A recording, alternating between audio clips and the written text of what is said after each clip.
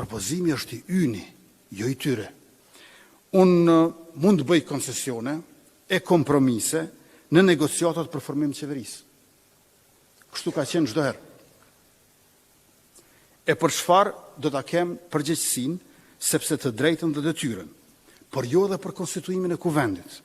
Bllokimi vjen prej atyre që votojnë kundër ose atyre që nuk votojnë fare për ta pamundsuar kvorumin. Nuk ka nevojë për koalicione e kalkulime në këtë hap konstitutiv.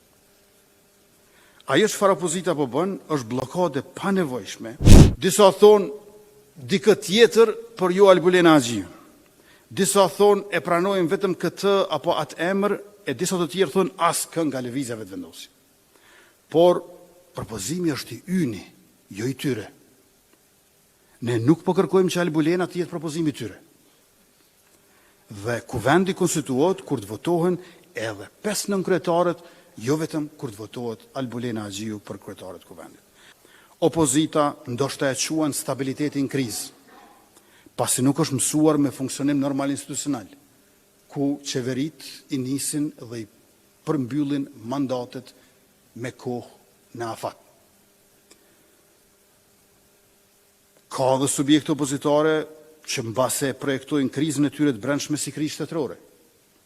Jemi vend demokratik dhe në demokraci ka mos pajtime. Por kjo se ndron faktin që zgjedhjet kanë përfunduar dhe kemi rezultat të qartë ku lëvizja vetëvendosje është fituese, është subjekti më i madh në vend e në kuvend, edhe më i madh se subjekti i dytë e i tretë, PDK e LDK marrë së bashku. Unë mund të bëj koncesione e kompromise në negociatat për formim të qeverisë. Kështu ka qenë çdo herë. E për çfarë do ta kem përgjegjësinë, sepse të drejtën dhe detyrën, por jo edhe për konstituimin e kuvendit, që na takon të gjithëve, sepse na bën bashkë secilin. Në Kosovë nuk kemi krizë institucionale dhe as politike. Në Kosovë kemi një farë vakumi kushtetues, të cilin base nuk do të duhet ta kishim marrë vesh fare. Nuk kemi krizë sepse institucionet dhe mekanizmat e shtetit demokratik funksionojnë. Organet e rendit dhe të sigurisë veprojnë. Ligjet respektohen, e zbatohen, vetëm kuvendi i ri i Kosovës për legjislaturën e 9 ende nuk është konstituar. Sepse kushtetuta e Kosovës nuk e parasheh se çfarë duhet bërë kur propozimi për kryetar kuvendi nuk i merr 61 vota. Ne nuk kemi bllokuar sepse ne kemi propozuar kandidatën tonë. Sikur të mos propozonim kandidat, ne do të ishim bllokues. Përkundrazi, ne kemi propozuar kandidatën tonë. Dhe këtë e kemi bërë qysh në fillim me njerë. Dhe po ashtu ne nuk kemi bllokuar sepse ne kemi votuar për. Bllokimi vjen prej atyre që votojnë kundër ose atyre që nuk votojnë fare për ta pamundsuar kvorumin. Dhe në këtë mënyrë të pamundsojnë të tjerët të votojnë. Edhe një herë Albulena Haxhiu është propozimi ynë për kryetare kuvendi. Për Albulenën ka unitet të plot në lëvizjen vetëvendosje dhe unitet të plot në koalicionin ton me Guxo dhe Alternativën. Partit nuk duhet ta zgjedhin njëri tjetrit propozimet e kandidatët.